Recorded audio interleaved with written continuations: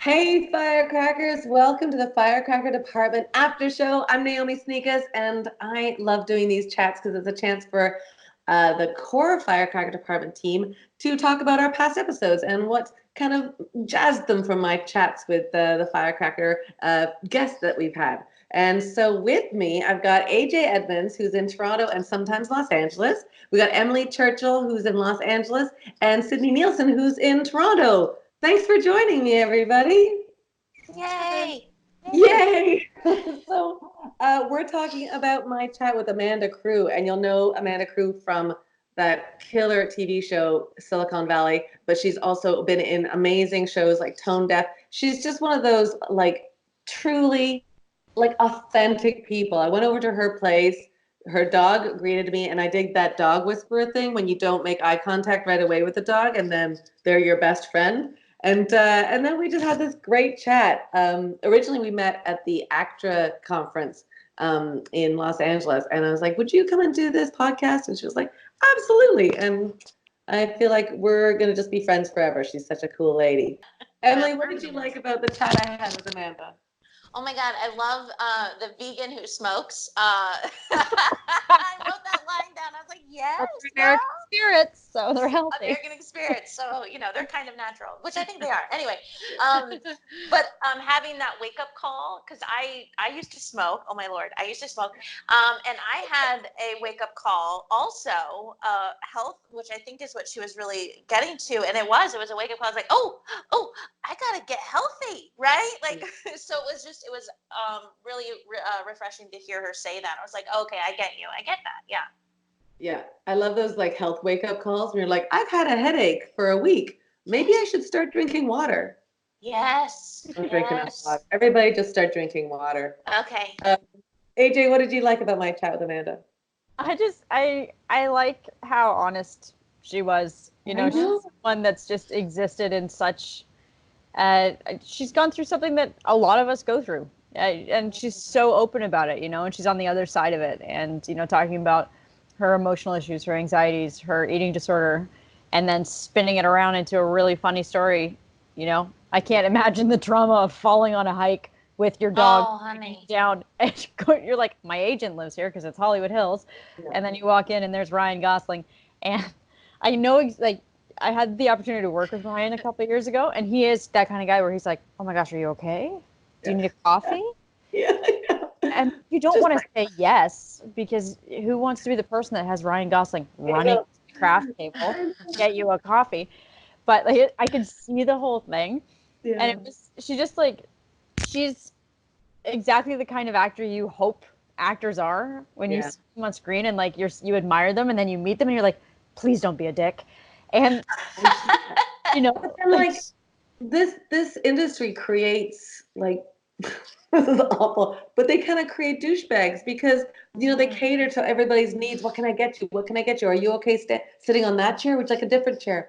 And so when you meet somebody like Amanda who's been on Silicon Valley for all those seasons, you kind of expect that she might have a level of, I don't know, I deserve those kind of things. And she's not. She's just an authentic, real person. She told a story. I don't know. She told a story at the actor conference about sharding, and that's not a word I often. But it was so funny, and it set the tone of honesty to our panel. People are like, "Oh, if you're going to talk about that, we can talk about anything." She's just a real person and a true person. It was really lovely to talk with her. What else did you love about my chat with her? One of the things that I've consistently loved is the what's the step you can take kind of conversation. That's which is genuinely the next step is, if it hasn't already happened, should be therapy for most things. Yeah. But I just like the it's a muscle as far as therapy's a muscle, and this is even talking to a webcam, I'm not super comfortable with, and being on camera of any sort, this is my awkward hand thing. Yeah. And I just but it's a muscle, and the more I do it, the less awkward hand things I feel like I need to do. Oh my God, I have so many photos of me like this. I do this a lot, and then my shoulders go up, and I don't know. You just have to embrace your weird. Yeah. Yeah. And surround yourself with people that embrace it as well. Yeah. Yes. Like, I was thinking about that when I was listening to her podcast. Is like I just want to be in a conference room filled with the Amandas and the Alanas, and the Kates and the Naomis and the Emilys and the Sids, and like we all just sit in a space and go, "Oh, you've pooped your pants in public before? You know what? Me too. Oh yeah. It's happened." Finding groups that aren't afraid to talk to you about that kind of stuff and like make it public. Like we have such a curtain around what it means to be a woman. And the more I listen to these podcasts and the more women you talk to, we get this such a great opportunity to like let's have a moment into what real life looks like and just how similar we all are, Yeah. Yes. I mean, that's especially with her discussion that I had and how she was like turning it into, like because the public eye is on her. And when she sort of went, I don't want to do social media anymore, I was like, wow, that's huge because it's so much a part of what we're doing. And I was like, good for you though. Like, I had to take charge of what you want and what you don't want in your life. And she says, like, I don't know anyone that's got like, what if I get one more job because of Instagram? Like, you're not gonna. That's not unless you're looking for that job to be like an ad campaign with like a picture of something. Like, if you're looking for certain things, you're not gonna find them in certain places. Yeah. And if that's exhausting and that's not good for your mental health and that's not good for you, absolutely. Like, I weirdly love how much time I'm spending on the Firecracker social media because I'm not doing that like judgy comparison thing. I'm like, who can I like uplift or who can I like what's the like it's the opposite kind of mentality of like competing. I'm like trying to funnel things up through like a It good feels way. right. Yeah. And you Yeah. do such a good job of it. Like every time I see our social media and Firecracker world, I'm like, oh, you're giving like a leg up to folks and you're making people shine. And it's really positive. What else struck you from my chat with Amanda? Emily? Well, the social media really hit me hard. I was like, oh, thank you. Yeah. Because she literally was like, I never met anyone who got a job by how many followers they have. Do you know how many days? Well, it's lessened, but being in LA, I'm sure you guys have all experienced it. Like, you gotta have the followers. And I'm like, I don't have the followers. I've tried, you guys. I don't have them. And so, like, having someone, who has been on TV shows and everything being like, no, I don't want it. And I'm like, me either. It was great. It is not. It's not lost on me. The show that has really launched her is all about tech and all about social media. Oh yeah. I was thinking that I was like, what a brilliant marketing tactic is you but you can't. It's like it's great. And what I love now is that we are kind of like shifting into this paradigm of people being like, oh, so mysterious. What do you do? Yes. Yeah, seriously. Right? Yeah. Like, see it. Do you really exist? So you're not on Instagram. How do you live? How can I find out about you? Right. And that show's always been like there's only one woman on it because there's no women in Silicon Valley. And you're like, yeah, okay, but you could also like put more women on the show and have it be more of a thing. But even that, like those conversations that would come up a million times if she was on like social media or things like that. Like what she mentioned that like she found out that almost all of her followers were men. That are just like, and you're like, oh, I wonder why they're following all of these photos of her face. Like, it's so disappointing. Yeah, it's really interesting. And again, she's like such an advocate for therapy to sort of navigate our way through all those things. Like, I kind of believe that you should have like a dentist, an accountant, I don't know, a lawyer, and a therapist, just for those maybe a times in your doctor. life. Okay, a doctor, sure. Too. Whatever. But yeah, the But just therapist those is times also where you're like I up there.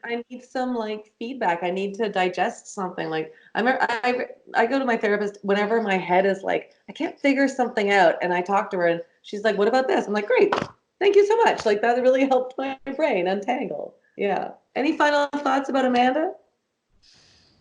Yay for feminine financial journey, y'all. Yes. Yeah. So good. That's so your jam, Emily. Emily part-times as an accountant, but I feel like there's a whole Firecracker money department that needs to be started so that we take like power of our money. Yes. Yeah. Agreed. Agreed. Emily, AJ, did you have anything? I just really enjoyed it. I think she's a gem. I know she really is. She's one of the, honestly, I had to run because I had another meeting, and I was like, I could really hang out with you all afternoon. So I'm trying to make that happen. I just texted her and I said, "What are you doing these days?" And she's like, "I'm unemployed," which I think is hilarious because she'll be unemployed for a heartbeat and she'll be doing something else. But I hope we'll catch up. Speaking of catching up, yeah. Speaking of catching up, what are you guys working on these days that we can support? AJ, what's new for you?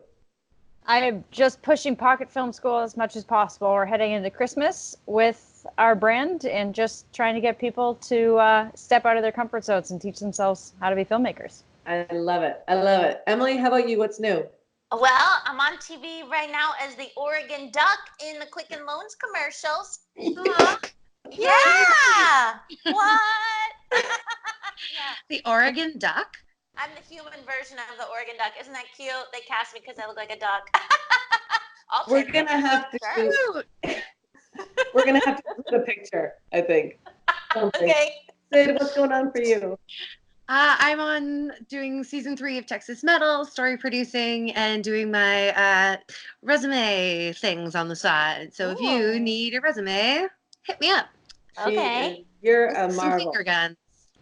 She can do anything. Also, follow us if you're not already following us on Firecracker. Yeah. Oh, yeah. Absolutely. We've got some fun stuff planned for December. We really do. We have some real fun stuff in Firecracker World. For me, I've got the second season of Carter. I've joined as a recurring character. So that's the show with Jerry O'Connell and Christian Brune and Sidney Poitier. And I play a coroner, an ME. And yeah, I play a person in a lab coat. Things get super serious. But it's really fun to do. And it's launching in the States in January. So follow me for that. Don't forget to go over to firecrackerdepartment.com and subscribe and check out all the different departments that we have because, as Sid says, we have so many cool things coming up in 2020 in Toronto and Los Angeles. And then we're starting chapters other places in the world as well. So join us in our community, whether it's online or in person. We'd love to have you part of it. Firecracker DEPT on Instagram and Twitter. Just join in the Firecracker fun. We'd love you to be there. That's it. Bye, everybody. Bye.